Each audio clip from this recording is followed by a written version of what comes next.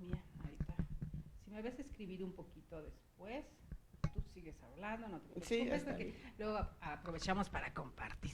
Queridos amigos, bienvenidos. ¿Cómo están todos ustedes? Una vez más, el Instituto Nacional de Desarrollo Jurídico agradece su presencia al programa Más que Leyes, Educando la Conciencia. Como siempre, nuestros viernes de cultura, como les anunciábamos ayer, programas muy interesantes hablando sobre la cultura de nuestro país. Vamos a ir también en una línea bastante tocada últimamente. Los jóvenes también en el ámbito nacional, lo que sucede en nuestro país. Hoy tenemos un programa quizá diferente para algunos, quizá muy desconocido para otros, pero nos vamos a adentrar de la mano de alguien que es multifacética y ahorita la van a conocer, la maestra Elisa T. Hernández Acosta. Estudió la carrera de física en la Escuela Superior de Física y Matemáticas. Sí, queridos amigos, nuestra invitada de hoy es física matemática para algunos, aunque muchos no se lo creen, nos dice y ahorita nos va a contar por qué. Ella estudió en el STEM del Instituto Politécnico Nacional, nuestro IPN. Actualmente cursa el diplomado en edición de revistas académicas que se imparte en el Instituto de Investigación sobre la Universidad y la Educación de la UNAM. En 2017 tomó el taller de divulgación y periodismo de ciencia que imparte la Sociedad General de Escritores de México.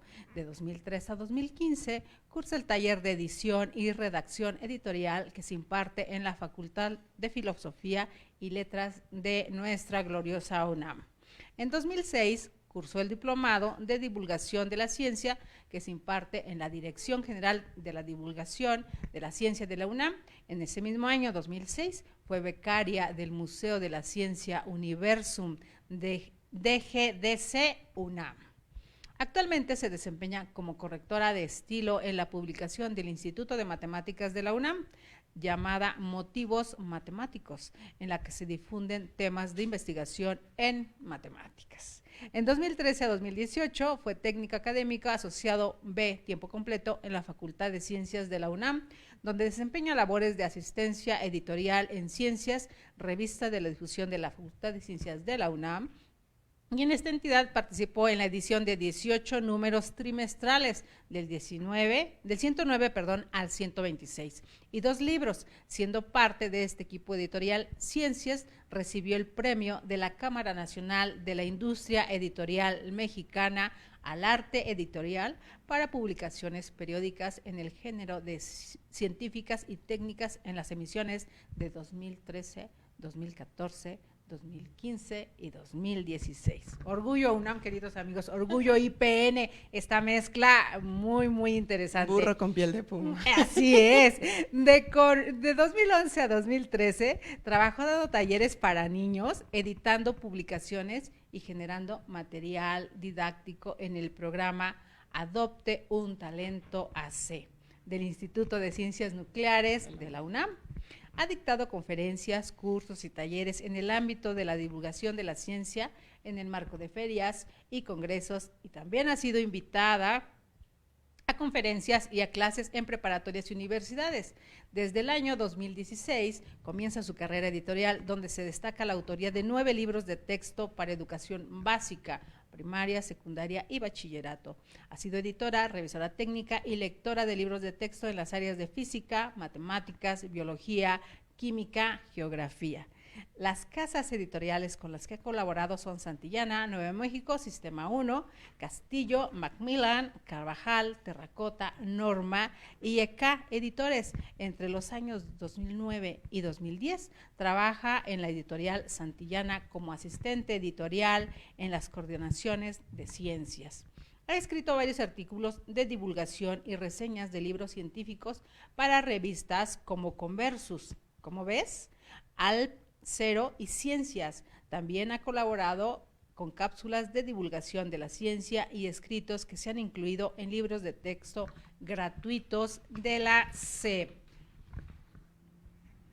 Paralelamente a su trabajo académico institucional, se ha involucrado en la coordinación y edición de libros con un fuerte valor cultural, como Del Campo Son, que por eso Hoy titulamos así nuestro programa, queridos amigos, Historias de músicos del municipio de San Andrés Tuxtla, volumen 1, y asimismo desde hace 5 años escribe microcuentos de 140 caracteres de extensión en Mis Historias Diminutas blogspot.com. Esto yo creo que recordando aquellas historias y estos microcuentos que hacíamos en Twitter hace que 8 años que comenzó Twitter más o menos, Sí, ¿verdad? sí, justamente el formato es para Twitter. Bueno, hay gente increíble haciendo microcuentos, pero con esta idea yo empecé a escribirlos. En realidad es una cosa personal, no pretendo nada, pero me ha ido muy bien, entonces los invito a revisar Mis Historias Diminutas y ya. Si lo googlean, en el buscador les va a lanzar la Querida respuesta. Elisa, maestra Elisa T. Y curiosamente, aquí va otra. Para curiosidades, nuestra invitada de hoy, Elisa T, así está escrito, así se llama, no es una sigla de ningún nombre, no es inicial, Elisa T. Así me llamo. Hernández Acosta. Bienvenida a INADEC TV y al programa Más que Leyes. Hoy más que nunca vamos a educar la conciencia. Es increíble. Quise leerles toda su semblanza, queridos amigos, para que se den cuenta cómo alguien tan joven tiene una trayectoria tan impresionante, tan importante y tan, decía un amigo muy querido, Pedro Peñalosa, poliédrica, ese término a mí me encanta. Está padre. Bienvenida. Hola. Cuéntanos, física, matemática. Sí, pues. Sí. Que nadie te cree que eres física matemática. ¿Por qué queremos que los físicos matemáticos o la gente que tiene estos grados o estos estudios, a lo mejor diferentes a los demás, los ubicamos o les ponemos cierto estereotipo? Claro, esto es bien interesante porque sí, hay una percepción social de lo que es un científico y entonces para gente que ha hecho ejercicios muy impresionantes de hacer como una especie de descripción y la gente se imagina que un científico es hombre, la primera cosa, entonces hay un tema de género, que es además viejo, que usa lentes. Muchas veces se asocia a la creación de ciencia o de la innovación con ser extranjero, entonces pocas veces lo asociamos con que sea un nacional. Entonces esto que usa bata, y si pudiéramos aquí poner un matraz también, esas cosas. Además se asocian características como que trabajas en soledad, y que está un poco loco y que es raro. Irascible, taciturno, sí. Iracundo. Y esto, esos. Sí, esto es bien interesante porque tiene un origen y sí es cuando empieza la nueva ciencia o la nueva física, pues se crea la bomba atómica y estas ideas y bueno, antes que eso muchas ideas de ciencia estaban, pero se financió por el gobierno de Estados Unidos, por ejemplo, y toda la ciencia se usó para la guerra, ¿no? Y así es como se hace la gran ciencia o Big Science, que le dicen. Y entonces, esta percepción del científico malo, porque creó la bomba atómica, por ejemplo, es una idea que queda en el consciente colectivo. Y entonces los cómics, por ejemplo, así nos pintan a los malos. Todos los malos de los cómics son científicos locos. Hasta los malos que hacen travesuras como Doofenshmirtz. Digo, ay, perdón, pero a todos les encanta. Es como el referente de los chavos, ¿no? No sé... Es que hay muchísimos, el del ornitorrinco, y también, sí, es el de Doofenshmirtz. Sí, exactamente. Entonces, pues sí, entonces eso se queda en la gente y se vuelve una idea fija, un estereotipo, y bueno, hay unas encuestas nacionales acerca de percepción pública de la ciencia, y entonces, salen cada año, y entonces también tenemos ideas recientes acerca de cómo los mexicanos ven a la ciencia, y ahora los científicos, y somos una especie rara porque nos describen como alguien extraño, raro, pero que también va a salvar al mundo, por otro lado, del calentamiento global, por ejemplo. Entonces, somos como una cosa rara que nos han estado poniendo en estereotipo, pero la verdad es que los científicos son gente común y corriente, normal, tienen hijos, tienen amigos, tienen historias de amor y desamor, son alegres y son tristes, son músicos, hay de todo. Pero, ¿son jóvenes? Sí, también hay viejos, pues. Hay hombres, hay mujeres. Y entonces la idea de esto es como quitar el estereotipo, bueno, ¿no? Pero científicos hay de todo y lo único que hacen es que la actividad profesional a que se dedican, pues es otra, ¿no? Y trabajan con ciertas reglas, con ciertos protocolos y de cierto modo que incluye trabajar con mucha gente, por ejemplo, y usamos mucho las computadoras no sé, para lo nuevo fue la fotografía del hoyo negro, aunque hubo una mujer que hizo el algoritmo para trabajar y procesar todos los datos y fue la que fue visible. Bueno, hay un montón de gente atrás y entonces esto rompe el estereotipo de que el científico trabaja solo, por ejemplo, ¿no? Por ejemplo, Sí. El científico taciturno, irascible, le decía yo, enclaustrado, sobre todo hombre de edad avanzada. Una física matemática, ¿a qué edad termina la licenciatura, querida? Pues ahora ha cambiado, pero por ejemplo, la carrera que yo estudié es de 4 años. Claro, si vas perfecto y nunca te atrasas en 4 años, pero bueno, siempre hay como un rango, ¿no? En el que puedes terminar. Y después, bueno, terminas con la licenciatura, pero después la finalidad es que puedes desempeñarte en un montón de áreas, ¿no? Yo, por ejemplo, no seguí esta área que implicaba la investigación, porque esa es una de las como una de las metas, ¿no? Terminar un doctorado, un postdoctorado y trabajar haciendo investigación en ciencia. Eso lo hacen muchas personas, eso está muy bien. Pero vemos otros que nos dedicamos a otra cosa. También habría gente que después de una licenciatura en físico y matemáticas se dedicarían a la enseñanza, porque, por ejemplo... Académico. Sí, cuando se crea la Escuela Superior de Física y Matemáticas del Politécnico, una de las cosas que se pensó es que de ahí salieran los profesores que iban a dar clase en las escuelas superiores de mecánica y de electricidad y de cómputo del Politécnico. Entonces, esa es una posibilidad. Crear académicos dentro del mismo... Claro, perfecto. Claro. Y porque si no, ¿quién nos da clase? Entonces también y esto tiene que ver también con una personalidad, no todo el mundo está dispuesto a dar cátedra, pero quien sí lo hace, bueno, pues hay también muchas cosas y muchos cursos para ser mejor profesor. Entonces tienen las capacidades y tienen todas las habilidades y conocimientos de un científico, pero se dedican a la docencia. Por ejemplo, yo que me he dedicado a la divulgación de ciencia y a la edición de texto científico, que requiere otro tipo de habilidades. Entonces, yo ahí encontré un nicho, por ejemplo, en el ámbito editorial del libro de texto, porque me convertí en la física que sabe escribir de algún modo, y a mí me gustaba también, ¿no?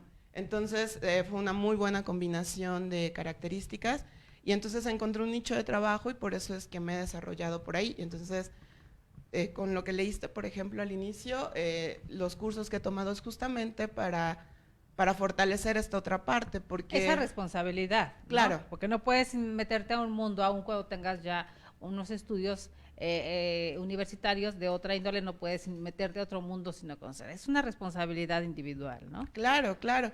Sí, porque las preguntas que yo me hacía eran, ok, sé matemáticas, sé física, no tengo duda de eso, pero... ¿cómo hago para escribir mejor? ¿Qué características o qué habilidades me falta desarrollar? No sé, he tomado cursos de periodismo de ciencia o de divulgación de ciencia porque requieren ciertas habilidades. Son nichos especiales. Sí, muy, muy finos, que claro, haber cursado una carrera científica te da habilidades, ¿no? Regresando a esa parte de cursar la carrera científica, también el grueso de la población, muchas veces pensamos o sabemos que para estudiar una carrera como físico-matemático sí necesitas un IQ un poquito más elevado que el común de los demás. ¿Hasta dónde es cierto y hasta dónde se puede ir ejercitando el cerebro, claro, este músculo que no ejercitamos continuamente para lograr una carrera como esta? Porque no es tan fácil.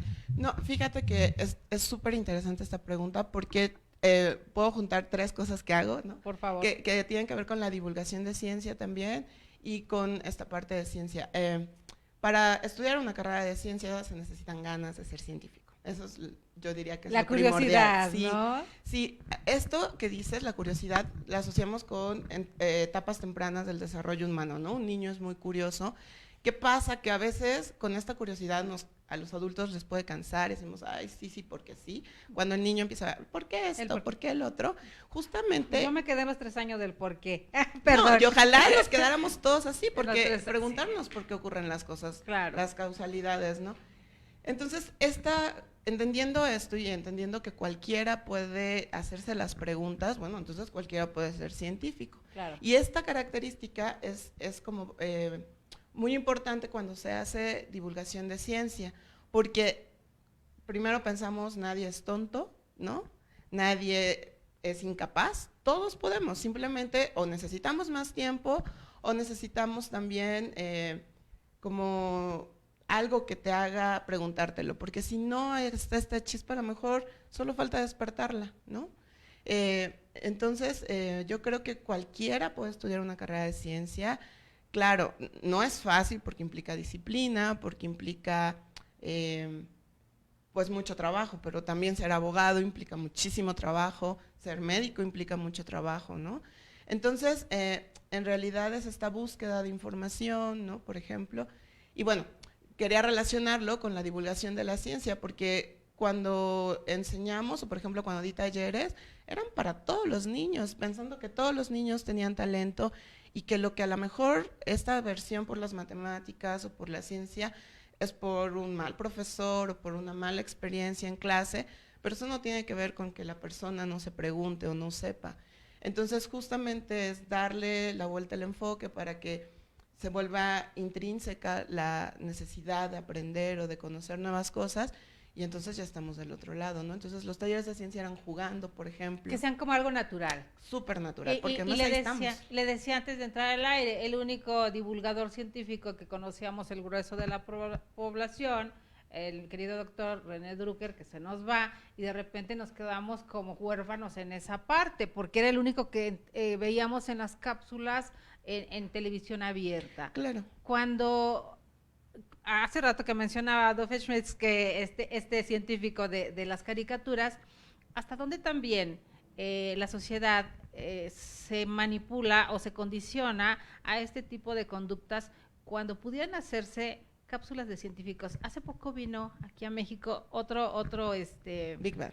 Exactamente, que esa forma de llevar a los niños a la ciencia, de mostrarles, de enseñarle, a lo mejor sí tenemos muchos científicos, muchos cerebros desperdiciados por ahí, pero si no les damos la posibilidad de esta exploración, ¿cómo lo podemos hacer? Claro, pues sí. Bueno, yo creo que por generaciones vamos teniendo como nuestros divulgadores. Por ejemplo, cuando yo empecé o cuando a mí me interesó la ciencia, estaba Julieta Fierro como mexicana. Yo leía Carl Sagan, por ejemplo. Ajá. Entonces, la divulgación de la ciencia, una de tantas, pero uno de los tantos fines es despertar vocaciones científicas, por ejemplo. Entonces, claro, tú mencionabas a René Drucker, ahora, después de Julieta Fierro, René Drucker, perdón, Luis Estrada, hay un montón de gente en la UNAM, por ejemplo, que se ha dedicado a esto. Y ahora hay una Dirección General de Divulgación de la Ciencia. Pero pareciera ahí, querida mía, contenida. Sí, contenida, hacia afuera. Es a lo que me refiero. Sí. Muy contenida. Claro, porque también hay una asociación a que esto es académico. Otra vez, ¿no? La ciencia es académica. Ahora yo he tenido la grata sorpresa de ver memes, por ejemplo, con fotografías de un murciélago, y entonces en 5 fotografías te dice algo del murciélago o algo del loro o algo de una víbora. Y son otras formas, porque también cuando haces divulgación tienes que explorar estos otros canales de comunicación, porque es donde está la gente, ¿no? Ahorita con las benditas redes sociales. Por ejemplo, ¿no? Que hay mencionabas un ratito, vamos a hacer un brinquito hacia atrás. Cuando hablas de estos microcuentos de 140 caracteres, cuando comenzamos en el mundo de Twitter, no todos podían escribir en 140 caracteres, muchos por eso se salieron y muchos por eso no les gusta Twitter, aun cuando ya subió a 280, porque expresar una idea en 140 caracteres no es fácil.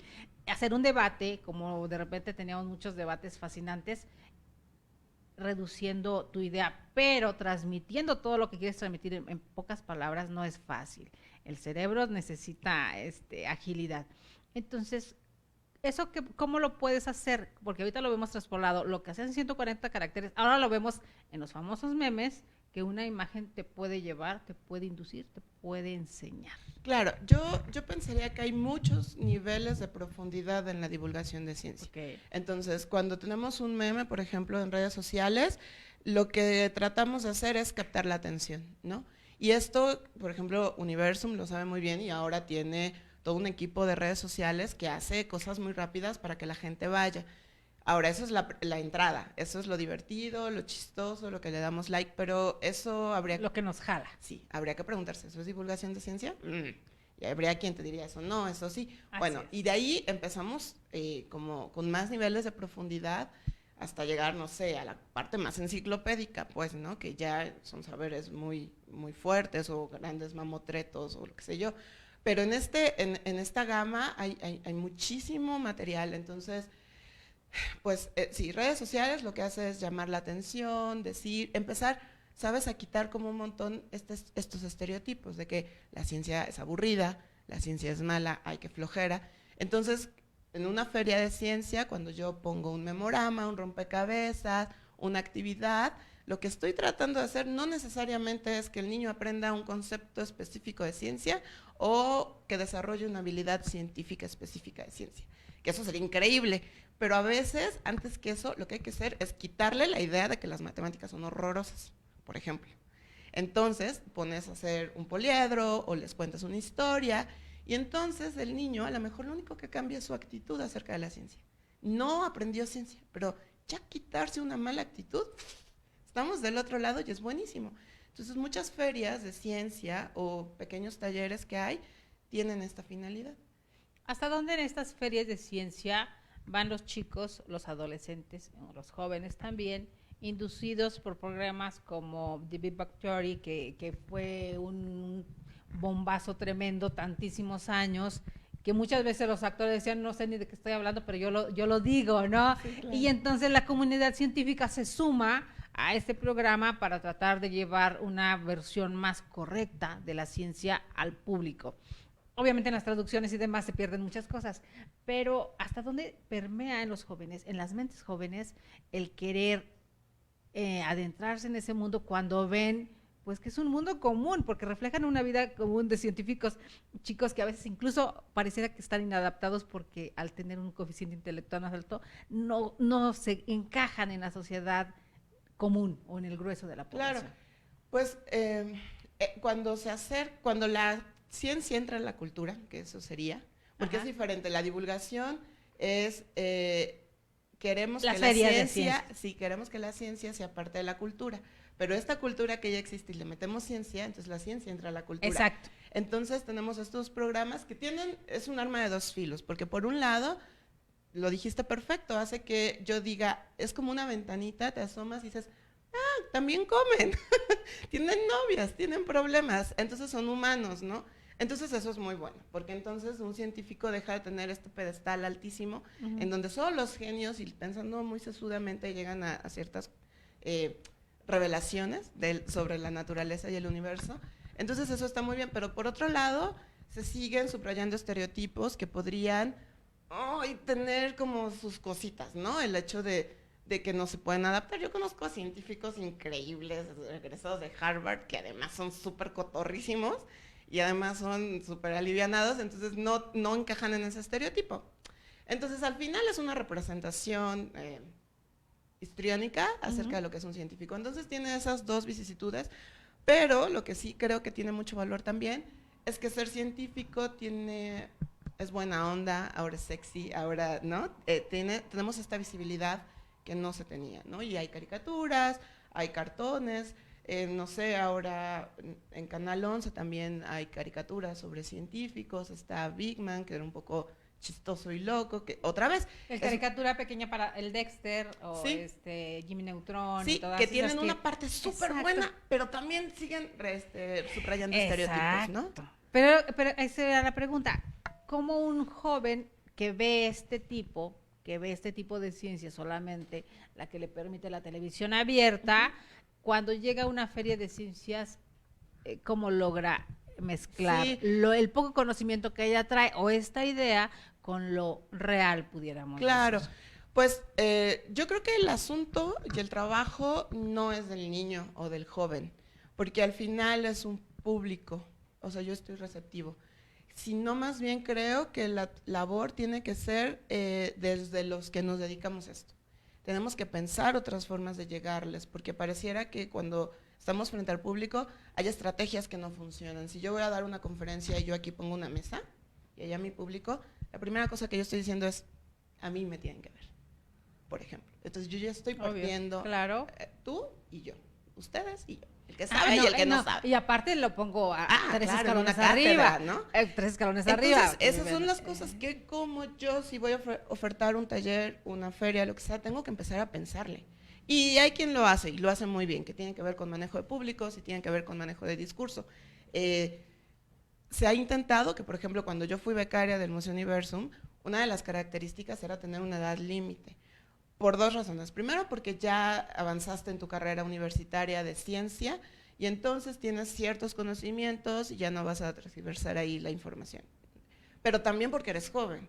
Y entonces los niños un poco te ven como el hermano mayor, y entonces todos los guías de museos tienen una característica que es ser joven, porque hay una idea de si eres un adulto, pero todavía no eres tan adulto, porque esta brecha generacional también implica jerarquización. Y los niños te perciben, obviamente. Claro, entonces, por ejemplo, hay otros programas como en el que trabajé, en donde se trataba, porque es bien difícil lograrlo, pero se trataba que la horizontalidad se generara, ¿no? En donde, por ejemplo, una onda muy mayéutica, muy socrática es, yo te pregunto, y a partir de hacerte preguntas, tú vas a llegar a conclusiones.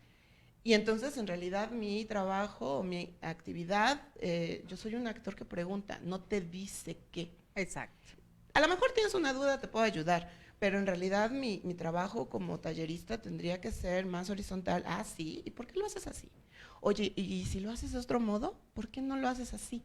Y entonces el niño un poco o el inductivo. joven, sí, te va diciendo, pues por esto, a ver, hazlo, riégala, porque también esto, ¿no? Se vale.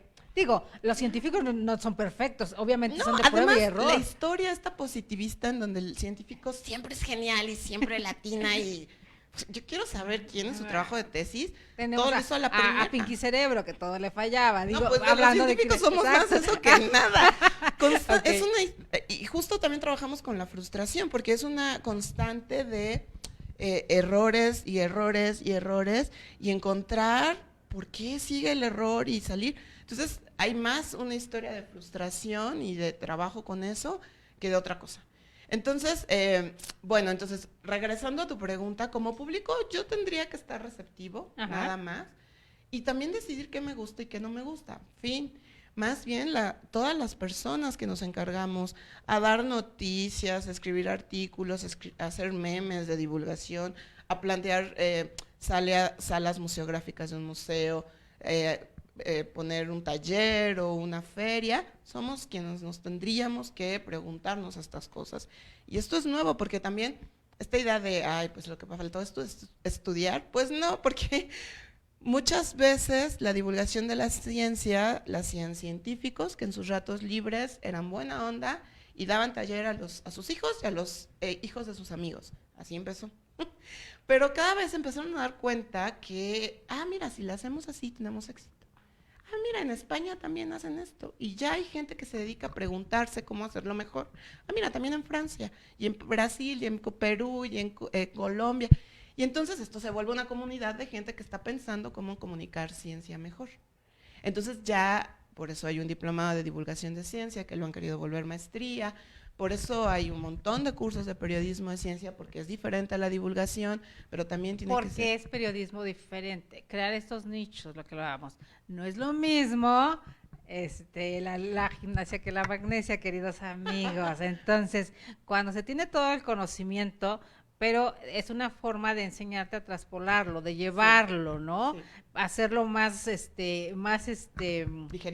digerible, más maleable, sin que pierda la esencia, sí, claro. Sobre todo. Por aquí, como siempre, nuestro querido Edgar Hernández, Texas. Saludos siempre desde Texas, nos mira. Y por aquí también tenemos una visita, Amparo Guerrero. Gracias por estar presente últimamente, siempre está presente con nosotros. Gracias a los que están mirándonos, a los que no, pues manden sus felicitaciones, por lo menos, queridos amigos, porque nos estamos viendo que están por ahí conectados, pero no nos dicen mucho. Hablando sobre temas de científicos, hablando sobre las mujeres en la ciencia, porque esa es otra parte. Ahorita con la equidad de género y esta lucha y esta a veces pareciera guerra sin cuartel, querida mía, con amigas dentro de Conacido que pertenecen al SNI, hasta donde también este mundo que sigue manejado por un patriarcado, dicen muchas, permea en los científicos o en las científicas. Sí. Estos lugares que no se les permite llegar o tienen que casi arrebatarse. ¿Por qué? El por qué no sé, y yo creo que mucha gente no lo sabe, pero... Te hago sufrir. Pues, sí, más bien, justamente como un montón de habilidades de ciencia históricamente se le han asociado a habilidades que tendrían que tener los hombres, como la objetividad, ¿no? Como además la disciplina, como además... Y la objetividad es muy interesante porque paralelamente a la mujer se le asocia lo no objetivo, ser subjetiva, ser sensible, ¿no? Entonces, ¿cómo alguien con esas características impuestas se va a dedicar al otro? Y aparte, con estos cambios hormonales, claro, que además, no somos las mujeres los que lo decimos, los que nos achacaron fueron los hombres, por eso ¿no? hay que declararse en permanente menstruación. Yo siempre estoy así, entonces todo tiene que ver con eso, fin, se acabó. Mujeres, ahí está la tarea de hoy. Sí, así se acabó la discusión, yo siempre estoy así. No, a lo que, perdón el chiste, a lo que voy es que justamente como estas tareas están diferenciadas desde antes o nos las han inculcado porque esto es social, entonces empieza las niñas... El espíritu androcentrista, sí, digo yo. Y empiezan a mermar muy en las mentes de chicas muy jóvenes, ¿no? Claro. Porque, y hay estudios, por ejemplo, no sé, el CIMBESTAB tiene un área de educación matemática y hay preguntas que se hacen ellos que es, ¿por qué las mujeres no estudian ciencia? ¿Por qué no estudian matemáticas? Porque de esa forma nos empujan hacia ese lado, ¿no? Nos empiezan, o sea, porque nos estás en la Olimpiada de Matemáticas y empieza a haber más niños que niñas y entonces empiezan a haber preguntas incómodas o en casa a lo mejor no te alientan a seguir por ahí, ¿no? Porque la mujer no debe ser inteligente, no debe pensar. No, digo, recordemos al hombroso, las mujeres no deben, que no pensamos, dice, buena. Y entonces hay un montón justo de cosas que nos asocian como mujeres en donde no. Y entonces las que llegan tienen que ser muy fuertes, porque a todo mundo le tiene que decir, pues sí, pero esto no implica nada que tenga que ver con mi género, ¿no? Y entonces son pocas, cada vez más, afortunadamente, pero sí, así es. Y luego los profesores son como un montón de cosas que se van repitiendo. Afortunadamente han cambiado. Cuando yo estudiaba la carrera, había varias mujeres, muchas, pero me decían que generaciones antes había muy pocas. De hecho, las siglas de la Escuela Superior de Física y Matemáticas es ESFM, y decían que estamos solos, faltan mujeres. No. Eran tantos hombres, sí, eran tantos hombres que las mujeres se diluía la concentración, ¿no? Y así las ingenierías. Y luego decían como las ingenierías, perdón, no es es una historia urbana, dicen, no, es que las ingenierías, sí, es porque es fea. Claro. Esos estereotipos. Es un estereotipo. Los estereotipos. Entonces romperlo socialmente cuesta mucho. Y luego cuando se llega, bueno, te enfrentas a un montón de hombres que están arriba de ti por jerarquía, por edad, porque son tus jefes. Muchos por linaje, porque Sí. se van heredando también, como en el mundo jurídico, perdón, queridos abogados, pero como en todos lados se van heredando carreras, ¿no? Sí. Por ahí hay una página muy interesante, hablando de científicas, y le mando saludos porque sé que de repente nos ven, amigos de Colombia, científicas de Colombia, precisamente haciendo este tipo de memes de denuncia, Claro. donde, es que vamos a hacer esto, pero eres mujer, cuando aún, dice, yo estoy en un rango superior. Claro. O por ejemplo, les implica una cosa hasta de seguridad. Tengo, bueno, otro ámbito que tengo muchos amigos biólogos, y las chicas biólogas que se van a campo no pueden ir solas, porque además, porque se enfrentan a ejidatarios, a contextos en donde el machismo es muy fuerte, y entonces, ¿cómo vas a acampar sola la mitad de la selva junto a la milpa, sabes? Porque además, ¿quién te protege? Y esta idea de soledad y de mujer... de que ¿quién te mujer vas a necesitas cuidar? protección. Claro. Entonces, les implica a las chicas biólogas, geógrafas, todas las que tengan salidas de campo, una lucha y además coordinar con más gente para Y ir, lucha no ir contra sí sola. misma y a veces contra la familia, querida mía. Papás, mamás, amigos, permisos en la universidad, permisos del ejidatario. Es complicado. Entonces, claro, institucionalmente se ha tratado de que esto cambie, ¿no? Porque hay gente que nos está importando esto. Entonces, ahora, por ejemplo, recién vi que hay un campamento en el INAOE para chicas que quieran despertar su vocación hacia la ciencia. ahí está, ¿no? Y lo chistoso es que cuando tú preguntas esto a varios, te dicen, ay, no, los programas ahí están, es que no quieren ir. Pero es que no es del programa, es una cosa social. Cuando vemos todo lo que derraman y todos los contextos, y que necesitamos pararnos en todos los escalones, querida mía, porque estos temas, lo bien decíamos, tiene una visión y de repente desde donde estés es donde lo estás mirando. Entonces es bien fácil decir, sí, ahí está, pues no lo utilizas porque no quieres. Sí, por ejemplo, ahora hubo un concurso de cuento y las chicas, fueron chicas las ganadoras, y hubo muchísimos cuentos que participaron, y uno de los comentarios era, como ganaron mujeres, el comentario era, ¿en qué momento decía la convocatoria que era feminista? Y claro, era de un hombre. Y esto es muy interesante. Eso es como resquemor, ¿no? Claro. O sea, el rencor. Pero entonces, como una mujer no tiene derecho a ganar. No debe ser inteligente. Debe ser bonita. Eso digo, hablando de estereotipos, sí, ¿no? Claro. Y entonces es como terrible, porque esto se reproduce en un montón de lugares. Entonces, en el que la ciencia haya machismo no tiene que ver con que sea la ciencia, tiene que ver con que es humano. Entonces, en realidad hay que regresarnos antes, porque lo mismo te puedo decir para los médicos, en donde las mujeres pueden ser enfermeras, pero no médicos, ¿no? Abogados, ¿cuántos abogados pero son aparte, líderes de despachos mujeres, por ejemplo? Y súmale juventud. No, bueno, el combo ganador. Súmale juventud. Yo veo que nuestra querida maestra, como joven que es, trae un piercing, trae una...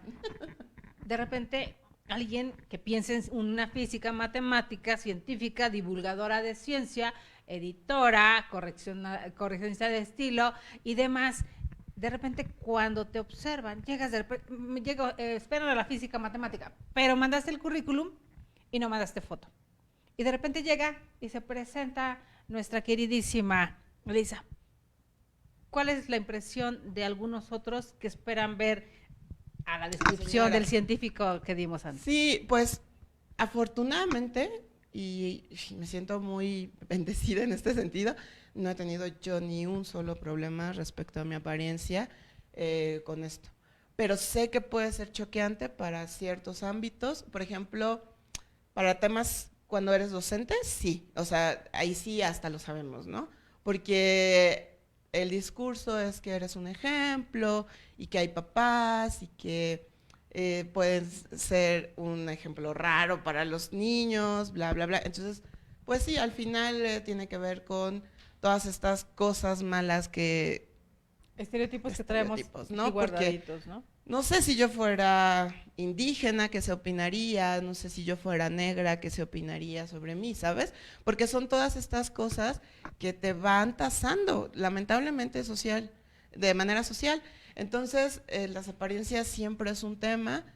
Afortunadamente yo no lo he tenido porque en mis ámbitos no importa, o no les importa a nadie, o no les ha importado a nadie. La UNAM fue muy generosa. O no te ha importado a ti, que eso es lo más importante.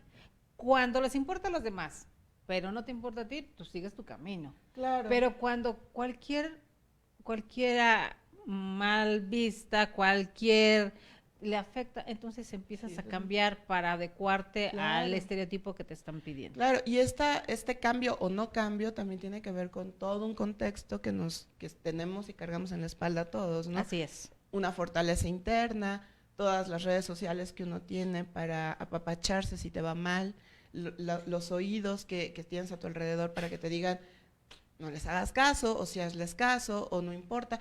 Y esto tiene Pero hablando de las redes sociales reales, no sí, las de internet, no las de internet, queridos amigos, que es diferente. Sí, porque eso de ir a sacar sus frustraciones en el Face a ver quién les dice, ay, ¿cómo? No, hablemos de las redes que tenemos en familia, que tenemos en amigos. Esto es, ¿sabes qué? Necesito verte para que me abraces porque me siento mal. Claro.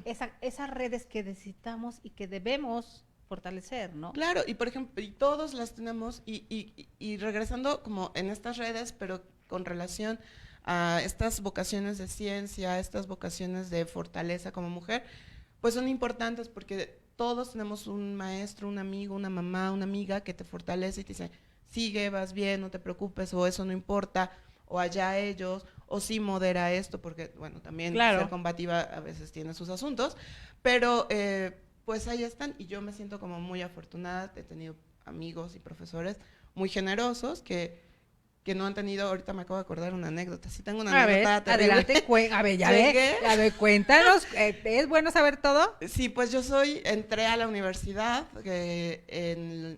egresé de la preparatoria en el 99 y esto implicó una huelga de la UNAM fuerte, entonces por eso yo no estudié en la UNAM. Y llegué al Politécnico y una de las muchos profesores... ¿Aquella la del MOSH? Que fue esa huelga. Y qué bueno que lo mencionas. Sí, claro. Porque yo usaba rastas. Y entonces, sí, ya sé. ¿Te acordaste, no? Sí, casi las y es que palpaste. ahí va un profesor, yo creo que ya no da clases, era como de la vieja guardia del Politécnico de la Superior de Física, que muchos eran militares. Sí, sí, sí. Entonces había una persona ahí, hombre. Con ciertos códigos que esos muy sí son fuertes. soldados. Es literal. Y bueno, y no muy hábil tampoco socialmente.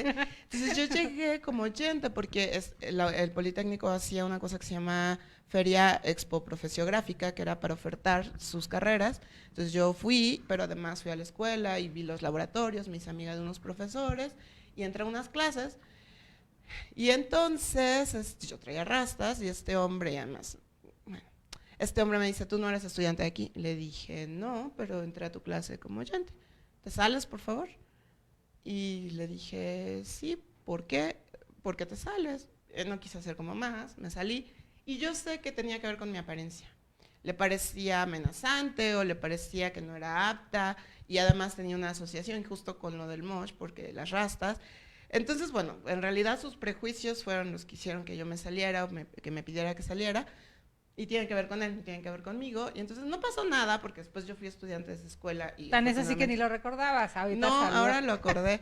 Pero bueno, son empáticas Así y esas cosas que le llaman techo de cristal en el feminismo, en donde, ay, sí se puede, tú que no lo has La verdadera intentado. sororidad, ¿no? Sí, pues, en fin. Es otra cosa. Y bueno, y mezclemos temas, perdón, pero es que No, sí adelante. es un tema como muy interesante lo de ser mujer y académica o científica, porque el tema de ser mamá, por ejemplo. Así es.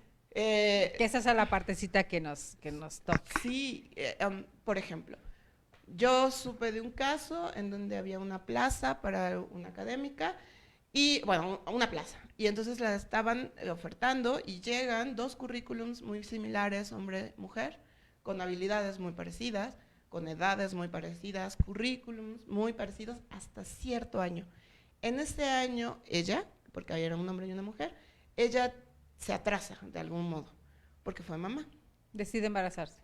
Entonces, pasan eso de par de años en donde ella tiene una maternidad pues fuerte y comprometida y lo que sea, y después se recupera. Entonces, cuando hombres que decidían que quién se quedaba en el puesto, pusieron así los 2 currículums, dijeron, gana él.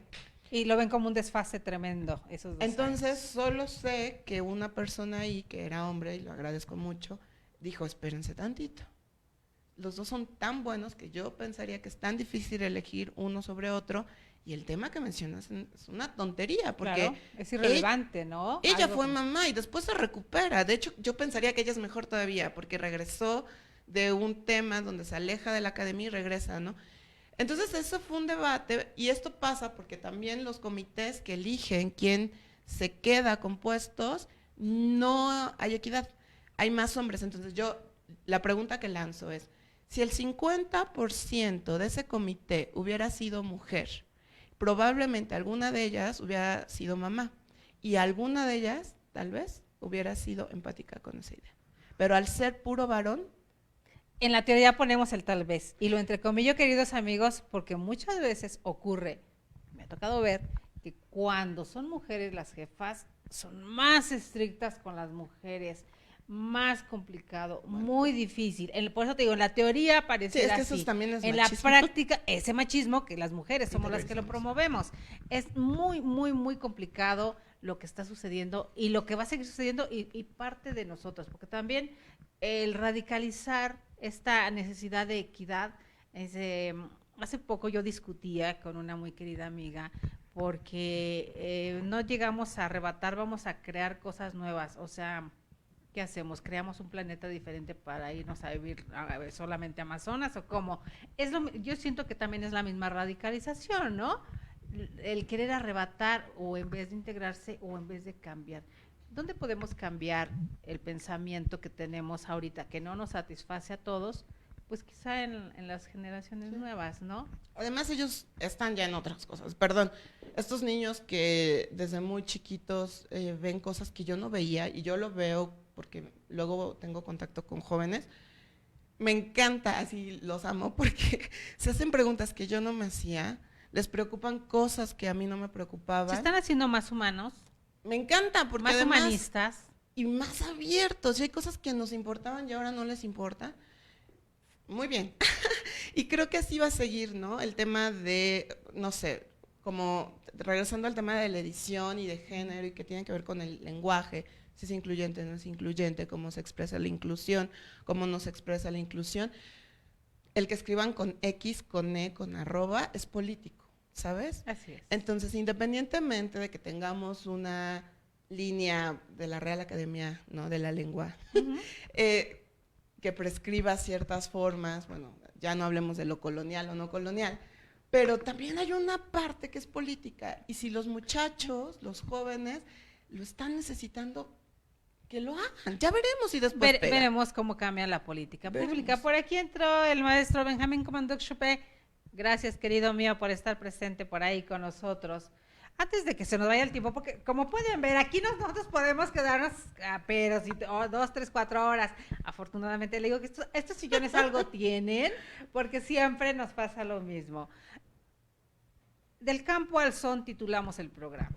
Y en este 2019, aquí en Más que Leyes, Educando la Conciencia, hemos estado tocando el tema que la ONU dicta como la defensa de los pueblos originarios, las lenguas madres, las lenguas indígenas en nuestro país, y han venido muchos defensores de sus lenguas, de sus lugares de origen y demás.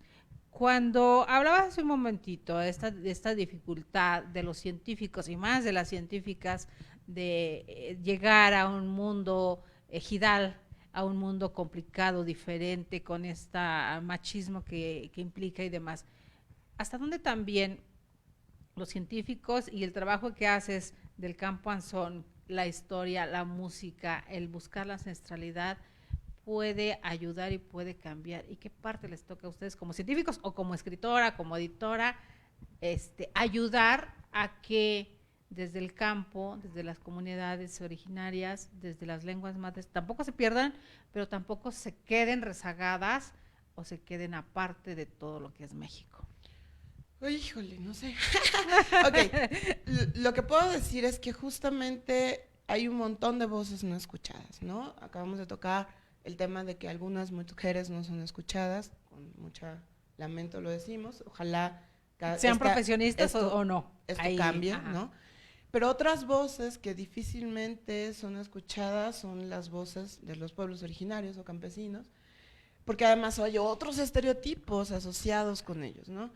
Y, híjole, imagínate ser campesina, indígena, mujer. Bueno, ya te imaginarás el escenario, ¿no?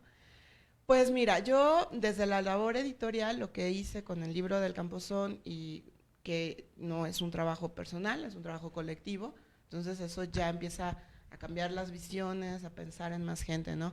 Es un trabajo colectivo, de hecho yo ingreso a esta labor hasta el final, en la parte final.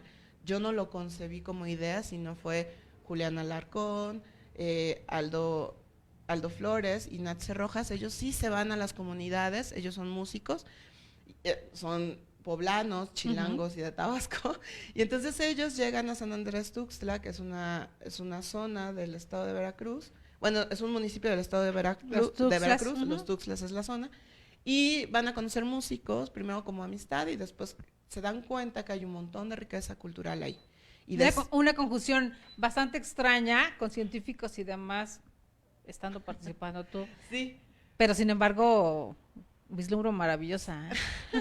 Pues a mí, o sea, después de yo estudiar ciencia, como me dedico a la edición de texto en general, pues me ubican como editor o sea, ya trascendí como la edición del texto científico, hago edición de muchos textos, y entonces es como yo entro a este proyecto, empiezo a revisar su material, es riquísimo el material que tienen, porque es muchísimo además, las fotografías son preciosas. Pero diferente entre lo que acostumbrabas a leer. Más o menos, porque antes de eso, yo trabajé… ¿O en qué converge? En una revista, que se consideraba ciencia, no solo aquellas que históricamente se le han llamado ciencias duras, que son matemáticas, física, biología, sino también, química sí, sino también las ciencias sociales. Entonces, en este espacio yo tuve la oportunidad de editar cosas de antropología, sociología, y a gente muy importante les edité material. Entonces yo me di cuenta que mis habilidades editoriales ya excedían el específico del texto científico. Entonces yo me aventuré cada vez más, y edité libros sobre ciencias sociales y textos en general. Entonces, con esta nueva etiqueta de editora, nada más, le borré lo científica, es como me llaman, y yo he estado en… Mi comunidad cultural es sotaventina y soy de Veracruz. Entonces, esta comunidad, mi aporte era, yo te ayudo con tus textos, yo te ayudo con tu proyecto, yo te lo leo, yo le hago corrección. Entonces, como que empecé a ser mi papel en la comunidad, como alguien que nos lee, que nos ayuda. Como el aporte que haces. Como mi regreso, porque yo aprendía sus bailes, su música, su poesía. La región del Sotavento, que es… Sí.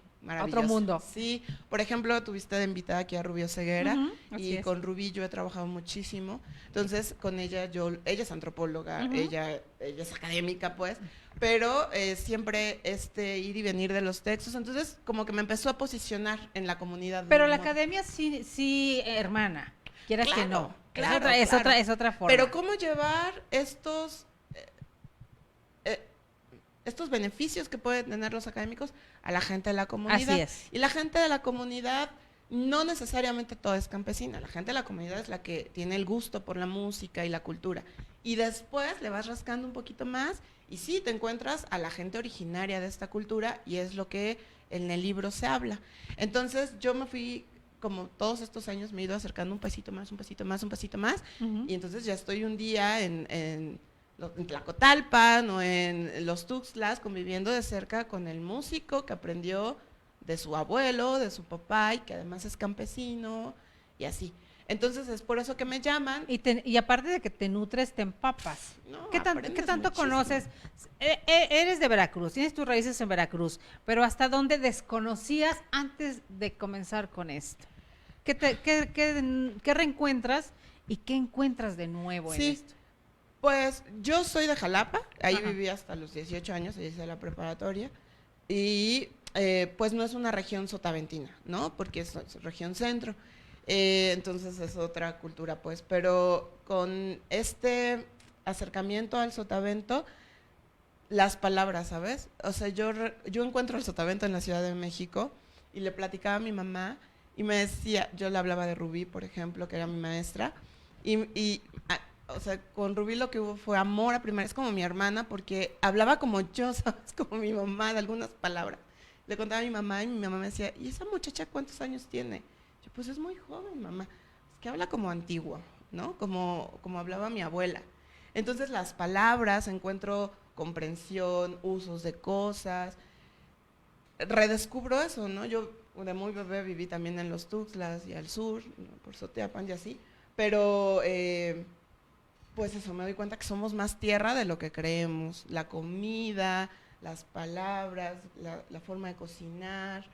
Y además, no sé, ya desde otra perspectiva, como más urbana, te das cuenta que no eres nada sin el campo, por ejemplo. ¿Qué vamos a hacer? Por ejemplo, estos músicos, que en estas historias que nos cuentan en el libro, nos dicen que ellos son campesinos y sus hijos ya no quieren ser campesinos porque es mucho trabajo y es muy poco el pago. ¿Qué vamos a hacer sin comida? O sea, es la primera pregunta, muy egoísta si quieren, desde esta parte urbana, es como, ¿y si ellos dejan de producir el maíz? ¿Qué vamos? ¿La piña? Empezamos con las huertas en las azoteas como en otros países. Sí, pero es un montón de trabajo. O sea, yo lo veo así, como... Sí, claro, por supuesto. Okay, si yo siembro mis papas y mis jotes... Se tardan 4 meses en dar. Ajá, y mientras que como, y a qué hora edito, y entonces, porque los valores monetarios son otros, ¿no? Y cuando te enteras, y en el libro eso les contamos, esas son historias que aparecen ahí, no sé, les pagaban $1 por tonelada de caña. Sigan haciendo lo mismo, querida mía. De repente vemos con el famosísimo, hace rato me reía cuando dices, y póngale aguacate, deme aguacate. Ahorita que el aguacate está en más de 100 pesos el kilo en algunos lugares o en el extranjero, que todo se exporta, obviamente el de mejor calidad, y de repente nosotros queremos consumir aguacate y a menos que no tengas en tu parcela o gente que conozcas, ¿cuánto tienes que gastar? Pero a los productores se les paga el 20% de su valor. Sí, y ahí es todo el tema de comercio justo. Y no nada más del aguacate. No, ocurre en todo el país y en todo el tema de los agricultores. Las cuestiones complicadas, las cuestiones difíciles. Y entonces hasta donde la academia podemos hacer esta conjunción. Es una conjunción bastante extraña, queridos amigos, muy divertida también, así como ven de divertida la maestra aquí con nosotros. Física, matemática, libros, cuentos, música, sotavento, ejidatarios, ¿qué más? Lo que nos muestra es que México somos un crisol, ¿no? ¿Cómo podemos conjuntarnos? El chiste es querer hacerlo. Sí, pues creo que yo lo que he descubierto es que la verticalidad sirve muy poco, la horizontalidad es donde está, la comunidad es donde están las respuestas. Mi interés hacia hacer un libro de calidad, nos ganamos una beca para poderlo imprimir y presentando un boceto, pues, porque es muy importante que esta gente aparezca en los libros. Históricamente se les ha borrado, igual que las mujeres, igual que a muchos grupos. Igual que a los pueblos, igual que... Entonces tienen que aparecer en los libros, se tienen que ver ellos en sus fotos, o yo ver a mi abuela en el libro. Porque primero lo que va a pasar es que este valor que yo le voy a dar al libro va a crecer. Cuando la gente se queja, es que en México no se lee. Sí, pero también necesitamos contar nuestras historias para que a mí me interese, ¿sabes? Claro. Entonces, es muy importante, porque además tenemos esta colonización hasta de las historias, ¿no? Porque es más fácil que un niño sepa quién es el Quijote o el Principito, que está muy bien, que bueno que lo hagan, no estoy diciendo que no, pero ¿por qué no saben la historia de su pueblo? ¿O por qué no saben de la princesa del Azteca, ¿sabes? O sea, necesitamos contar estas otras historias y tener un valor sobre ellas, claro que lo tienen, no estoy diciendo que no lo tengan, sino que los propios pueblos se reconozcan con dignidad, ¿no? No pobrecitos. Lo mismo como las lenguas. Claro. El que se enorgullezcan de su lengua en vez de que se les dé vergüenza o los obliguen a dejar de hablarla cuando emigran a la ciudad. Claro, y no en un sentido paternal de cuidémoslo, pobrecitos. No. Igual que tú y que yo, con el mismo valor y como si yo te editara un libro y pensaría que es digno y tiene que ser digno y buena pasta y buena foto y buena letra y buen diseño y todo, lo mismo para él, ¿sabes? Por eso pienso en las horizontalidades. El mismo rasero. Lo mismo. Entonces, las horizontalidades es donde está la comunidad, es donde están las respuestas para todo, para la ciencia, para aprender a leer, para aprender a escribir, para hacernos más fuertes.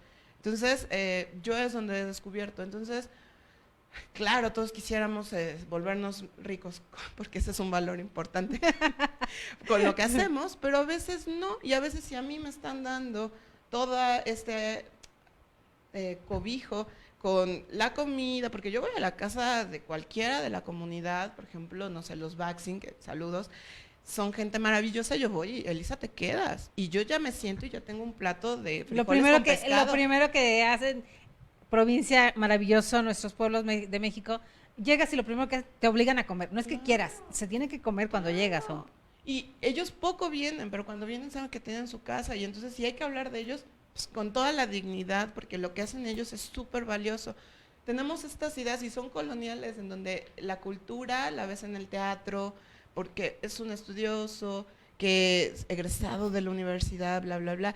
Digo que bueno, por supuesto que tiene su valor, pero estos otros músicos que a lo largo de toda su vida han estudiado de manera diferente y tienen sus saberes. Como se estudiaba la música antes, querida mía, digo, antes claro, no había escuelas y era de forma empírica. Claro. Lo mismo lo siguen Y haciendo entonces ellos también se merecen un el mismo salario, un respeto. puesto, claro, respeto. Si hay un concierto de ellos, hay que pagar su concierto, etcétera. Y tienen otros saberes para curar, para comer, ¿no? Todas estas cosas que tenemos hablando muy occidentalizadas. de ancestralidad y hablando sobre todo de ancianos y más. Háblanos de jóvenes, porque si no el tiempo se nos va encima y nos van a hacer caras aquí, que ya nos apuremos, pero no se trata de eso. El tema de los jóvenes, estamos en esta cuarta transformación donde se les está ayudando, se les está en la teoría apoyando mucho a los jóvenes y sin embargo esta decisión radicaliza un poco o un mucho la opinión en ciertas esferas sociales. Esta opinión de jóvenes, ¿qué necesitan o qué piensan? Eres muy joven, entonces, por favor. Bueno, gracias por la flor. Pues lo que yo, mira, es muy difícil decir algo que toque a todos. Claro. Lo que puedo decir más bien, mi experiencia, donde yo me he sentido más cómoda y he dado más parte de mí, es cuando, otra vez, es la edad no jerarquiza. Y entonces la experiencia del viejo o del sabio o del profesor, el doctor, o sea, alguien que tiene un rango mayor que yo, por supuesto que es bienvenida y es quien tiene conectes, dinero, sapiencia, todo. Y por supuesto que lo necesitamos, es la cabeza a veces, ¿no? Es el sabio, sí. Claro. Pero por otro lado, estas ideas frescas y estas ideas de innovación y de hablar a los otros públicos y de pensar, y pues también viene desde esta otra parte.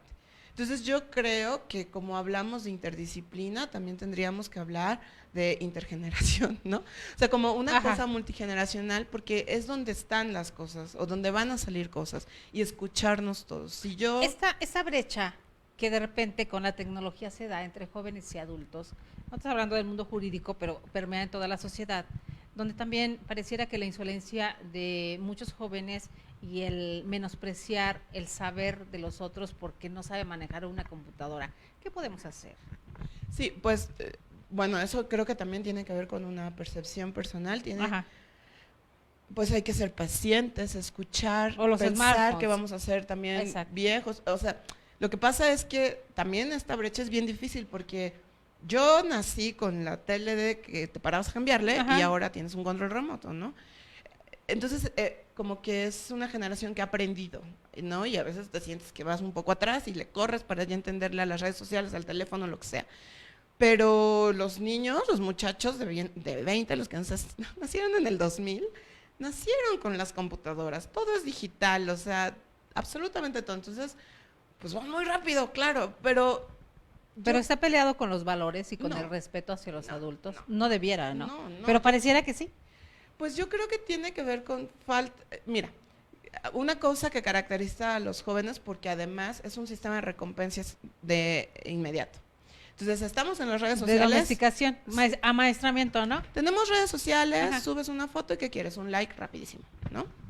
Entonces, este sistema de recompensa lo extrapolamos al mundo y entonces queremos que todo el mundo lo haga rápido, fácil, bien, ¿no? Ajá. Y pues así no ocurren las cosas en la vida, ¿no? O sea, todo es lento o todo tiene sus tiempos, la gente tiene, y también habría que preguntarse si esta prontitud vale la pena, porque tiene que ver con eficiencia y la eficiencia tiene que ver con productividad y la productividad tiene que ver con capitalismo, bla, bla, bla, bla. ¿Sabes? Y hay cosas... Y a veces la falta de experiencia nos hace querer brincar nuestros pasos. Y además exigirlo cuando las movilidades o las formas de actuar son otras. Ajá. No sé, en el metro, ¿no?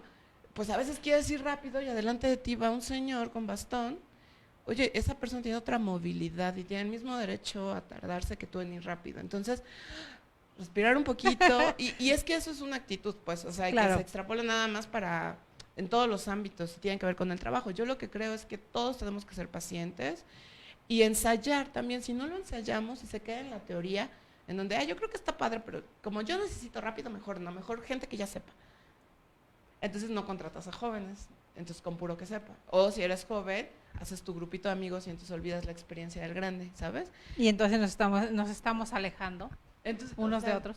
Uh-huh. Entonces se queda en la teoría, pero Perdemos. no lo hacemos. En ambos casos perdemos todos.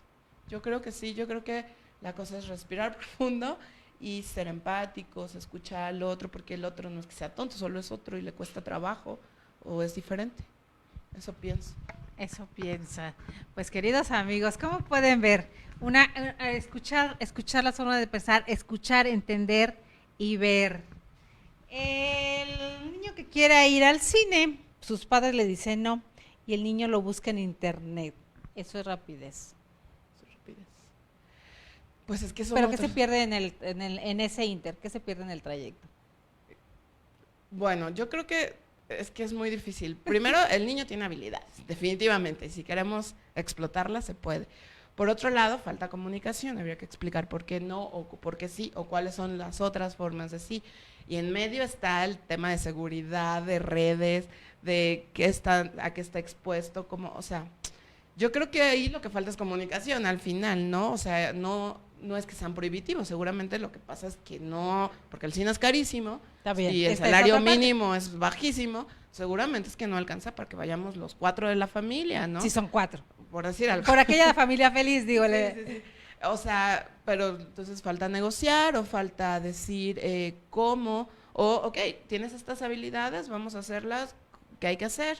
¿No? Estamos infringiendo además temas de leyes, es otro tema, ¿no? Exacto. De que tenemos un papá pirata, un hijo pirata, ¿no? Ese es otro tema y bueno, además ahí hay otras preguntas de, bueno, ¿y por qué no? De esa misma podríamos sacar un programa Otro completo, programa, queridos amigos. Derechos de autor. Así es, derechos de autor, dice, ups. Pues queridos amigos, ¿cómo ven? Escuchar a una física matemática, creo que después de este programa le va a cambiar la percepción a más de uno. Ojalá que entiendan que la ciencia, como decía nuestro querido René, es para todos. El chiste y la gran responsabilidad también de los adultos, hermosa, ¿no? De los padres, el no negarle la experiencia a los hijos.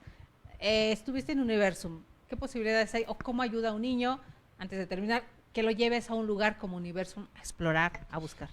No, bueno, en Universum, una anécdota es que, bueno, nos decía, yo estaba cuando Concha Ruiz era la directora de Universum, y entonces nos decía, es que los niños van a llegar a picar todo, porque piensan en un museo interactivo y todo, y sí, Claro. Una vez estaba yo parada y había un elevador, bueno, la niña llegó, primero llegan gritando, llegan y aplastan todo, porque además es esa idea. Es aplastar, no es tocar, no es picar, es aplastar. Podemos ponernos súper así serios, no, es un museo, hay que ir a... No, pues se vale, porque seguramente esa niña necesita ir a aplastar todo, ¿no?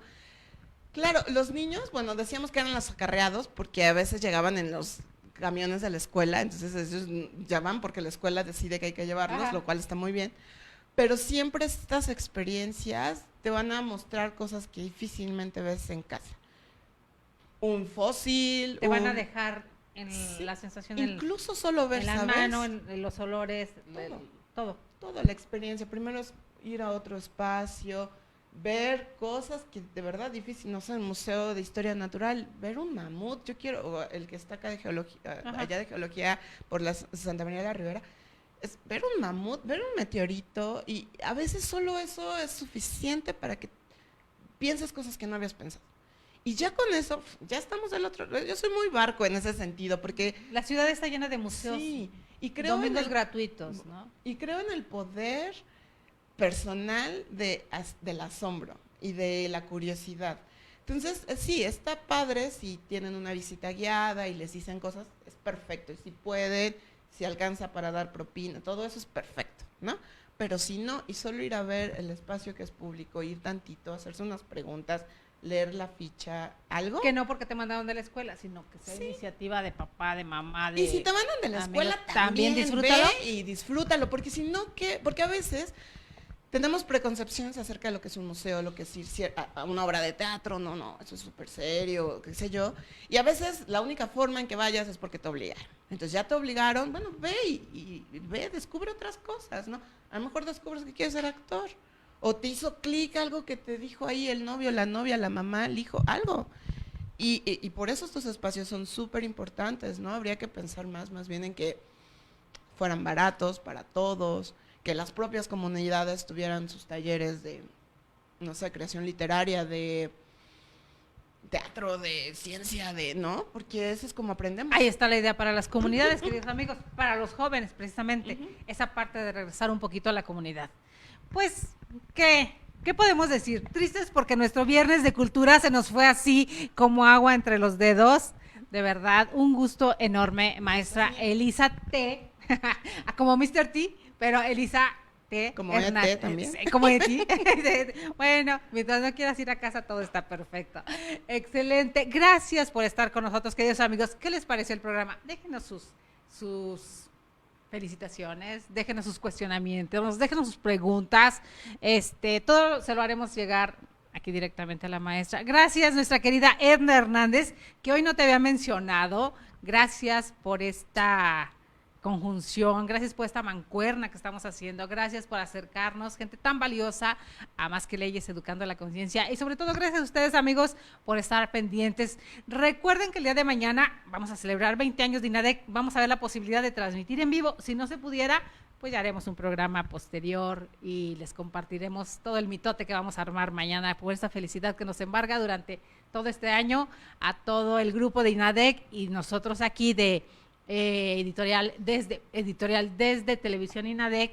Vamos a compartir con ustedes, que nos acompañen, que celebremos juntos 20 años. Y si no, nos vemos el lunes con nuestros catedráticos de INADEC, que ya saben que nos traen temas interesantes y que vayan conociendo ahorita que ya van a comenzar las licenciaturas, licenciatura forense y licenciatura en Derecho, todos los diplomados, maestrías que podemos ofrecer, la oferta educativa, pero sobre todo que conozcan al claustro profesoral, que tenemos esas trayectorias impresionantes, que son quienes van a convivir con ustedes durante el tiempo que estudien con nosotros. Entonces, los lunes de INADEC son importantes. Soy Delia Linares Alvarado, a nombre de todo el equipo que integra aquí Más que Leyes, Educando la Conciencia, y a nombre del Instituto Nacional del Desarrollo Jurídico, agradezco su presencia. Gracias, maestra. Por No, muchas gracias por invitarme, me la pasé muy bien, hablé muchísimo, espero que esa era la idea, pero bla, bla, bla, bla. Esa era la idea, es el primero de muchos, querida. Muchas gracias. Nos vemos, queridos amigos, gracias.